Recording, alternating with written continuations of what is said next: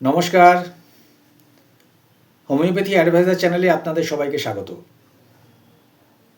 Frozen shoulder বর্তমান সময় একটি পরিচিত নাম। প্রতি মাসেই প্রায় 2-1 জন করে এই ফ্রোজেন শোল্ডারের রোগী চেম্বারে আসে। তাই আজকে আমি এই ফ্রোজেন শোল্ডার নিয়ে একটু আলোচনা করার চেষ্টা করছি। আমরা চলতি কথায় যদিও বা বলি ফ্রোজেন শোল্ডার, কিন্তু এর অরিজিনাল নেম বা মেডিকেল নেম অ্যাডহেসিভ ক্যাপসুলাইটিস। এটা কেন হয়? আমাদের শরীরে যে বিভিন্ন জয়েন্ট আছে, অর্থাৎ শোল্ডার জয়েন্ট, নি joint, elbow joint, hip joint, প্রত্যেকটা জয়েন্ট একটা ক্যাপসুলের আবরণের মধ্যে থাকে। ক্যাপসুল কি না, জয়েন্টের চারপাশে যে টিস্যু থাকে সেই টিস্যু দিয়ে তৈরি হয় ক্যাপসুল। এই ক্যাপসুলের আবরণের মধ্যে ফ্লুইড থাকে, যাকে বলে সাইনোভিয়াল ফ্লুইড। এই ফ্লুইডের কাজ কি? এই সাইনোভিয়াল ফ্লুইডের জন্যই প্রত্যেকটা জয়েন্ট ভালোভাবে মুভমেন্ট করতে পারে। এই ক্যাপসুলের আবরণের পাশে যে লিগামেন্ট, মাসেল, টেন্ডন যেগুলো আছে, সেগুলো একসাথে একটা জয়েন্ট কমপ্লেক্স তৈরি হয়। কোনো কারণে এই আবরণ যদি টাইট হয়ে যায়, তাহলে জয়েন্টের মুভমেন্ট রেস্ট্রিক্টেড হয়, অর্থাৎ জয়েন্টটাকে ঠিকমতো মুভমেন্ট করা যায় না। একেই বলছে অ্যাডহেসিভ ক্যাপসুলাইটিস বা ফ্রোজেন শোল্ডার। এর কজ কি? কি কারণের জন্য হয়? মূলত 3 থেকে 4টি কারণ আছে। প্রথম কারণ ইনজুরি বা ট্রমা, অর্থাৎ আঘাত পাওয়ার পর থেকে ফ্রোজেন শোল্ডার হতে পারে। দ্বিতীয় কারণ প্রলং ইমোবাইলাইজেশন, অর্থাৎ রিডিউসড মুভমেন্ট। যদি দীর্ঘদিন মুভমেন্ট করা না হয়, তাহলে কিন্তু ফ্রোজেন শোল্ডার হওয়ার সম্ভাবনা থাকে। এটা কাদের হয়? যদি কোনো রুগী কার্ডিওভাস্কুলার ডিজিজে ভোগেন, অর্থাৎ বিছানায় শয্যাশায়ী হয়ে থাকেন, তাহলে সে তার জয়েন্টগুলোকে নাড়াচাড়া করতে পারবে না। তখন কিন্তু তার ফ্রোজেন শোল্ডার হওয়ার সম্ভাবনা খুব বেশি থাকে।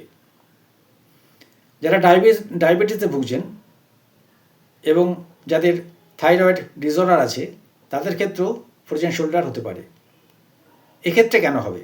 এক্ষেত্রে বলি, অনেক ধরনের ইনফ্ল্যামেটরি মার্কার যেগুলো জয়েন্টের ইনফ্ল্যামেশন তৈরি করে, সেগুলি জয়েন্টের চারপাশে জমা হয় এবং জয়েন্টের চারপাশে যে ক্যাপসুল মাসেল থাকে সেগুলোকে থিকনেস করিয়ে দেয়, অর্থাৎ মোটা করিয়ে দেয়, যার ফলে জয়েন্টটা জাম্প হয়ে যায়। এর ফলে অ্যাডহেসিভ ক্যাপসুলাইটিস বা ফ্রোজেন শোল্ডার হয়। তাহলে বোঝা গেল, ইনজুরি বা ট্রমা, রিডিউস মুভমেন্ট, যারা ডায়াবেটিসে ভুগছেন তাদের এবং যাদের থাইরয়েড ডিসঅর্ডার আছে, এই কটা কারণের জন্য মূলত ফ্রোজেন শোল্ডার হতে পারে। প্রত্যেকটা শোল্ডারের ব্যথাই কি ফ্রোজেন শোল্ডার? ফ্রোজেন শোল্ডার চিনব কী করে? যদি ফ্রোজেন শোল্ডারকে চিনতে হয়, তাহলে প্রথমে দেখতে হবে যে এক্সটার্নাল মুভমেন্টে ব্যথা করছে কিনা। অর্থাৎ আমরা হাতটাকে পেছনের দিকে নিলে যদি পেন হয়, তাহলে সেটা ফ্রোজেন শোল্ডার ভাবতে হবে। পিঠে একটা মশা কামড়ালো, খুব চুলকাচ্ছে, আমি হাতটাকে পেছনে নিয়ে ওই জায়গায় নিতে পারছি না, অর্থাৎ এই শোল্ডার জয়েন্টটা সাংঘাতিক ব্যথা করে উঠছে। যারা ট্রেনে বা বাসে যান, তারা যদি ওপরে হ্যান্ডেলটা ঠিকমতো ধরতে না পারেন, অর্থাৎ হাতটা তুললেই যদি পেন শুরু হয়, তাহলে কিন্তু সেটা ফ্রোজেন শোল্ডারের পেন।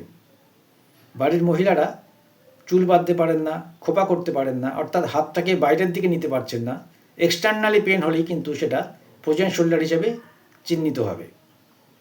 ইন্টারনালি অথবা অতটা ব্যথা থাকে না। এর মেডিসিন কি আছে? আমি প্রত্যেকটা ভিডিওতেই বলি যে homeopathic medicine patient to patient vary করে, কিন্তু আমি এক্ষেত্রে যদি ইনজুরি বা ট্রমা থেকে হয়, তাহলে দুটো মেডিসিন বলছি। ইনজুরি বা ট্রমা থেকে হলে আর্নিকা 1M পরপর 2 দিন সকালে খালি পেটে খেতে হবে।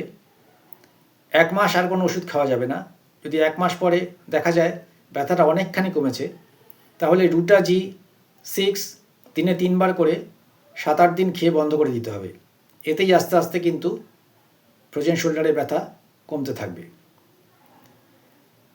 যদি প্রলং ইমোবিলাইজেশনের জন্য হয়, অর্থাৎ রিডিউস মুভমেন্ট, দীর্ঘদিন ধরে যদি মুভমেন্ট না করার জন্য ফ্রোজেন শোল্ডার হয়, এক্ষেত্রে একটা ভালো মেডিসিন কস্টিকাম। কিন্তু কস্টিকামের পাওয়ারটা এক্ষেত্রে 50 মিলিসিমালের খেতে হবে, 0/1, 0/2, 60 ml বা 100 ml বানিয়ে রোজ সকালে 1 ঢাকনা করে খেতে হবে। এক্ষেত্রে কস্টিকাম সেন্টিসিমালে কিন্তু ভালো কাজ করবে না। যারা ডায়াবেটিসে ভুগছেন এবং যারা থাইরয়েড ডিসঅর্ডারের জন্য ফ্রোজেন শোল্ডার হচ্ছে, এক্ষেত্রে তাদের মেডিসিন বলা যাবে না। তার কারণ প্রত্যেকটা রুগীর সিমটম আলাদা থাকবে, টোটালিটি আলাদা থাকবে, মেডিসিন কিন্তু প্রত্যেকটা রুগীর জন্য আলাদা আলাদা হয়ে যাবে। এই হলো মেডিকেশন। আরেকটা কথা বলবো, যেটা বর্তমান যুগে খুব প্রচলিত একটা ব্যাপার, সেটা হচ্ছে অনেকের ধারণা যে ওষুধ না খেয়ে শুধু এক্সারসাইজ বা ব্যায়াম করলে আমার ফ্রোজেন শোল্ডার কমে যাবে। এই ধারণাটা যেমন ঠিক তেমনি আবার ভুল। তার কারণ অত্যাধিক ব্যথার সময় কখনো এক্সারসাইজ করবেন না বা ব্যায়াম করবেন না।